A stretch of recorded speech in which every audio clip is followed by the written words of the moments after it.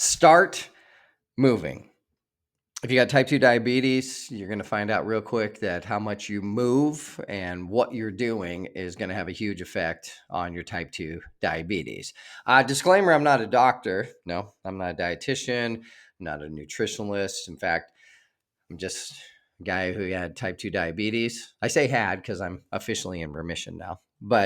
And this is kind of the things that I did in order to get to a place where I'm in remission. So before doing anything you hear on this podcast or any podcast for that matter, make sure that you consult with your medical team to make sure it's safe for you.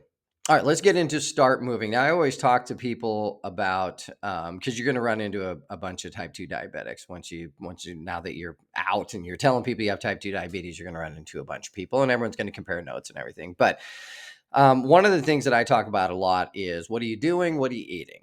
Right? I should put that on a shirt. Anyway, what are you doing?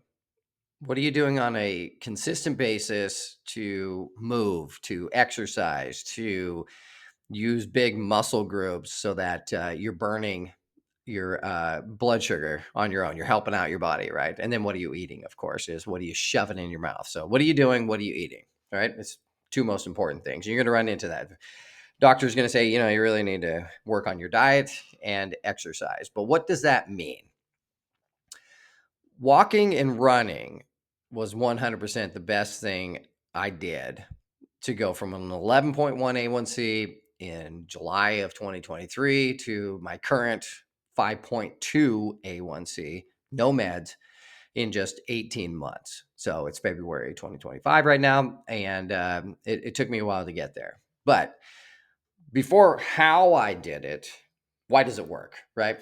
So when you walk, when you run, or when you lift, which are the three things that are the most important, walking, running, and lifting, basically using your muscles, it burns blood sugar. So I come from a half marathon to marathon background. I was a runner. I am a runner still. And you talk about hitting the wall, right? So you're always burning up glycogen in your muscles, and about in a half marathon, mile 8 or 9 or whatever, you run out of juice and you feel like you bonk and you hit the wall because you've run out of glycogen stores in your body's like, I don't know what to do anymore. We need this because you're using big muscle groups and you're using them a lot and you're burning a ton of blood sugar. All right, well, I knew how to hit the wall. So how does that translate into what you're doing? So most people that have type 2 diabetes are obese and they're really not that active, right? They probably want to be active, but when you're overweight, it's very difficult. I get that. Absolutely. 100%. Right. When you just don't feel good, you can't work out like you used to. Maybe you were a football player in high school, or maybe you used to be a runner until you decided to have a couple kids and completely wreck your body. I get it. Right. But when you walk, when you run, and when you lift, you burn up that blood sugar. So if you have type 2 diabetes, you have too much blood sugar. You're insulin resistant because you have too much fat in your cells, more than likely, right? And your body cannot process the blood sugar. I heard someone say one time, moving is insulin. And I was like, oh man, that is so good. Like insulin is what you take to help it's what your pancreas releases and what you can take to help your body take the blood sugar and get into the cells, because we do need blood sugar, right? You can't have zero blood sugar. Your muscles won't work. Your brain won't work. You have to have it. But when you move, your body burns off that excess blood sugar. It helps you lose weight and increases your insulin sensitivity. And that's really what my biggest focus was. How do I get insulin sensitive? Because I didn't want the meds. I wanted to get off of all of that kind of stuff. But I'm like, okay, so how do I go from insulin resistant to insulin sensitive? And the best way to do that is by starting to move, and it brings your A1C down. How do you start? Well, when I talk to people about type 2 diabetes, I hear a lot, I need to start working out. I'm like, awesome. I agree with you 100%. What's your plan? What do you want to do? What do you like to do? Do you like to walk? Do you like to run? Do you like to lift? Do you like the elliptical? Do you like the treadmill? What do you want to do? Anything's good. What are you going to do? A couple months later, they say to me again, I need to start working out. And usually I say, go for it, man. That's awesome. But I do give up on them. Because if you're not going to start doing this, you're never going to have success with it. You have to just get started. Now, my advice is start working out, figure out the rest later. Don't spend any time coming up with a plan. Don't waste any time coming up with, oh, I'm going to do this, this, and this will work. That will all work itself out.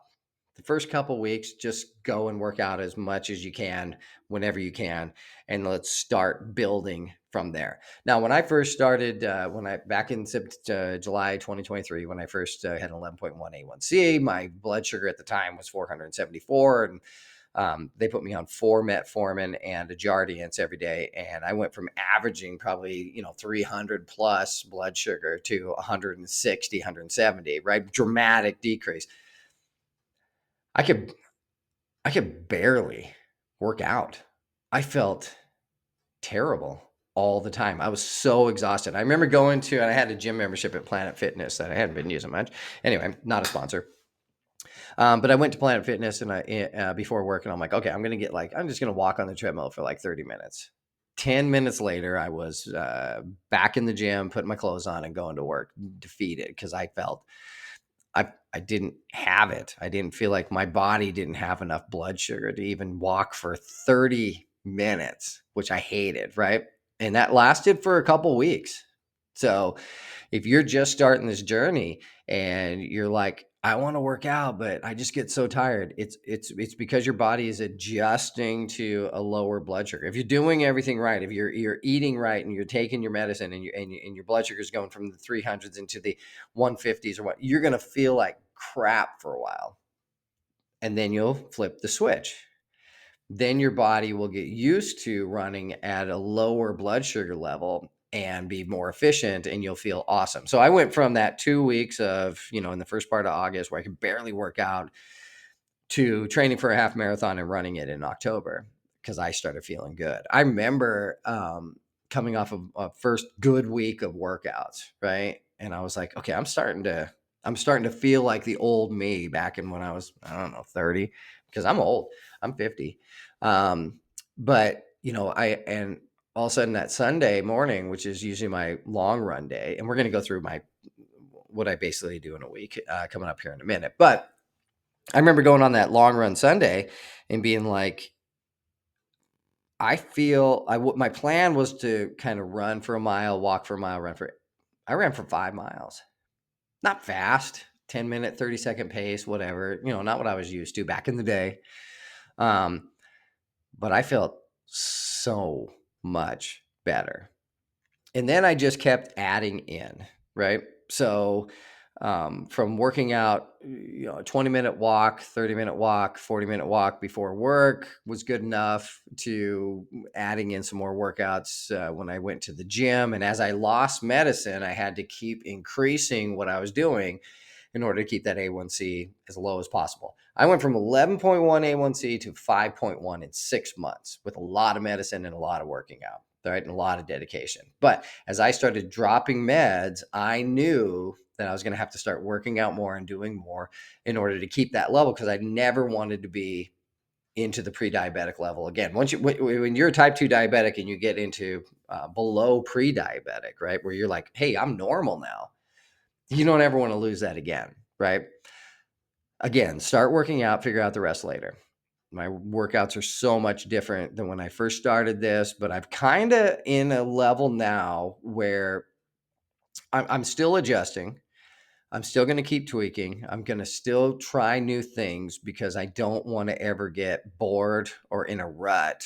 I want to learn new things and try different stuff. So here's basically a kind of if someone were to come off the street and say, oh, hey man, I got type 2 diabetes, I'm taking this medicine and I'm eating right and whatever, and I want to start working out. Here's an idea of what I would suggest that you start, right? Week 1 and 2, walk for 20 minutes after each meal. Simple, right? You probably already run into that on the internet. You know why? Because it's good advice. If you eat 3 times a day, and hopefully you only eat 3 times a day, right? We all snack, I get it. But you eat 3 times a day, you eat breakfast and you go walk for 20 minutes. What is going to happen is your body's going to start burning that blood sugar. And I know it's only a 20-minute walk. For some of us starting out, that's a lot. But you walk for 20 minutes and your body immediately goes into burning blood sugar mode, right? And so the glycemic impact of what you ate is going to be lessened because your body's already in burn mode, right? I'm talking about a 20-minute.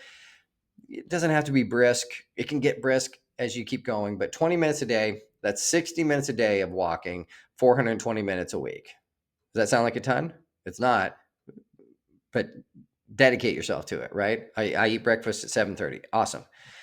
Eat breakfast at 7:10, right? Go walking until 7:30. You're done. Take a shower, go to work. You eat lunch at noon. Great. Eat your lunch, go walk for 20 minutes, right? And learn something. Put on a podcast, call a friend, whatever you want to do. And then after dinner, get your family together. You guys eat dinner, you go for a 20-minute walk, grab the dogs, whatever you got to do. This will make a big difference. I know it doesn't sound like it, but it will.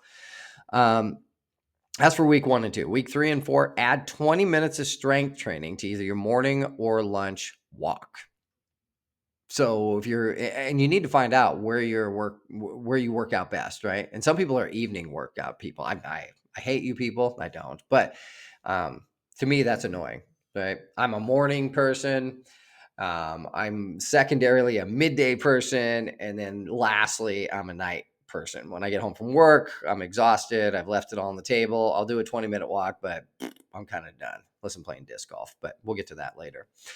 But week 3 and 4, you should add 20 minutes of strength training to either your morning or lunch walk. So you get up at, say you're eating breakfast at 7 o'clock in the morning, right? So you eat at 7, you go for a 20-minute walk, you work out for 20 minutes, strength training, HIIT training, push-ups, sit-ups, get a video. There's a million of them on YouTube that you can watch.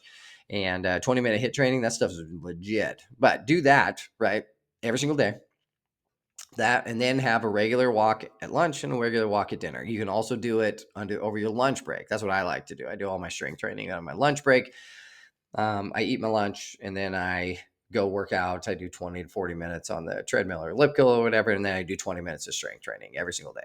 But that'll get you to 80 minutes a day, 560 minutes a week. This is probably above and beyond anything you've done in a long time, right? It's starting to add up. Week 5 and 6, set a goal and work to something. Now, your goal might be to walk a 5K, right? 3.2 miles. I think it's 3.2. Maybe it's walk a half marathon. They let you walk half marathons. Did you know that? 13.1 miles. I'm always a distance guy, so this is what I'm following on. But whatever the goal is, maybe it's a long hike. You're like, listen, there's a hike in town. It's 8 miles. There's no way I could do it right now. Let's start working towards that by adding in on Sundays longer walks, right? Set your flag on something, though, a goal on something, and envision what it's going to feel like accomplishing that, and make one workout a day 60 minutes, a full 60 minutes, whether it's the morning, the midday, or the evening one. That'll get you to 100 minutes a day, 700 minutes a week, and you have a goal, right? You have something to work towards. Maybe it is that half marathon, right? You're like, man, I know I'm slow, but I think I can do a half marathon and get with a half marathon training program and run a couple of days a week. Whatever it is, whatever you want to do, that's what you need to be working on. What does my week look like? Now I'm 18 months into being a type 2 diabetic, and I'm really good at it. My doctor just had a doctor's visit, and she said, you've done everything you can with this body that you have to be as healthy as possible. Congratulations. You're as healthy as you possibly can. I don't need to see you for 6 months, which is awesome because I don't have to have a blood test for 3 months or for 6 months. And that's great. But what does my week look like right now? And it'll keep adjusting. You ask me this again in 6 weeks or 6 months, and it'll be different. I guarantee you that. My week, 1 hour walk in the morning or 40-minute walk and HIIT training. That is Monday, Wednesdays, and Fridays, right? So I might go walk for 40 minutes in the morning around my neighborhood or at the gym if it's crappy outside. I just did that this morning. And then I'll do 20 minutes of HIIT training. This is new to me in the last probably month, and it's kicking my butt. So I'm really dedicated to it. But HIIT training, high intensity interval training. So you do something for 60 seconds, you take a break, 60 seconds, take a break. It's brutal, but it's good. 1 hour workout at lunch. I do that 20 minutes of strength training. So 40 minutes on the elliptical. Sometimes I'll walk for 10 minutes and do 20 minutes on the elliptical. I try to mix it up, but then there always the 20 minutes of strength training. I'm not getting big. I'm getting strong. I'm burning blood sugar, right? and a 20-minute walk or more in the evening. So we got 2 new dogs. They like to walk. We like to walk them. So after dinner, we go for a 20-minute walk at least. And that's Monday through Friday. On Tuesdays and Thursdays, I run, right? So that's my run day. Tuesdays, I usually run about 3 miles, right? And then I'll do some HIIT training. On Thursdays, I'll run 4 to 5 miles, and that usually fills up my hour between warm up and cool down and all that kind of stuff. But anyway, and then Saturdays, I go disc golfing. And I usually play 36 holes, and it usually takes me about 4 hours, and I get 17 to 23,000 steps, and I enjoy it. And that's my workout for the day. Now I might do some walking later after dinner or whatever, but I'm burning a ton, right? First thing in the morning. And I go first thing in the morning. As soon as the sun's up, I'm disc golfing. Got a couple buddies I like to go with. Sometimes there's tournaments, but Saturdays is my 4 hours of disc golfing, and I love it. It's just walking and throwing plastic. Not everyone has to play. I'm not telling you have to go play disc golf, but that's my gig. And then on Sundays, that's my long run day. I dedicate that to Sundays. I love it. I love it when it's over. But 6 to 10 miles. I'm currently training for a half marathon. I'm hoping to set my personal record in May at 51 years old. Yeah, but I was pretty slow leading up to this. But so it comes out to about 700 minutes Monday through Friday, 280 minutes every weekend, about 1,000 minutes per week that I'm working out. That's 50,960 minutes per year. That's a lot of working out, right? This is what it takes for your doctor to go, you absolutely killed it. You're the best diabetic patient I've ever had. See you in 6 months. And then next time, hopefully we'll make it a year. Can you imagine only having a yearly checkup with your type 2 diabetes? That'd be amazing. Too busy. All right. Well, I'll go through my schedule, and I have a very busy schedule with my real job. This is not my real job. I have an actual job. But here's my schedule. I get up around 5:30 every morning, right? So 5:30 to 6 is when I have coffee. I hang out with the dogs. I watch a YouTube video. I learn something. And then my workout's 6 until 7 o'clock, right? Where I also like to listen to podcasts while I'm working out. Sometimes it's motivational. Sometimes it's fluff. Sometimes it's financial, whatever I want to learn that day. Then I'm at work by 8 o'clock in the morning, right? Easy. Noon, I eat my first meal at 11 a.m. I do intermittent fasting. We're going to get to that later. But anyway, around 11:45 to noon is when I take off from my current job. I drive exactly 3 minutes to the gym, and I work from noon until 1 o'clock. I don't schedule any meetings. I won't show up for it. That's my time, noon until 1. That's when I'm working out, whether I'm doing my ab workout day. Sorry. I have a little bit of a cold. Whether I'm doing strength training, I'm on the elliptical, I'm on the recumbent bike, I'm all over the place on every single machine I can find, right? But noon to 1, that's when I do that. I'm home by 5 o'clock. So I'm getting in my time, my 8 hours a day, right? And we eat dinner between, usually about by 6:30 we're done, and 6:40 to 7 o'clock we are doing our evening walk, and I chill until 9:30. So I almost get 2.5 hours of just chill time, and then go to bed. That's not that busy a schedule, right? What's worked for me. Weekends are way more in flux and whatever, right? But usually I have the mornings to myself. So from 8 a.m. until noon, that's when I get my time. And that's when I get all my work done on the weekend. So I got plenty of time for my family after that. We have type 2 diabetes, and we cannot get better with medicine alone. We have to move, right? None of these medicines like metformin and Jardiance and Ozempic and all these things say, hey, listen, here, just take this and you'll be 100% better, right? Every one of those medicines, when you add in moving, right, it's going to work better. It's going to work faster. It's going to work long term. You can develop as you're losing the weight, as you're getting your diabetes in check, as your A1C is going down. If you teach yourself really good habits that will last a lifetime, right? Then you have a very good chance of 1, reversing your diabetes, and 2, staying reversed. The numbers are 6% of people with type 2 diabetes reverse their diabetes, and only 1.6% are still in remission after 5 years. That's my goal, right? I want to be in that 1.6%. And without moving, there's no way it's going to happen. There is no cheat code. go out, listen to podcasts, go tech free, do the work. And remember, moving is insulin. I hope your A1C is down. I hope you have an awesome day.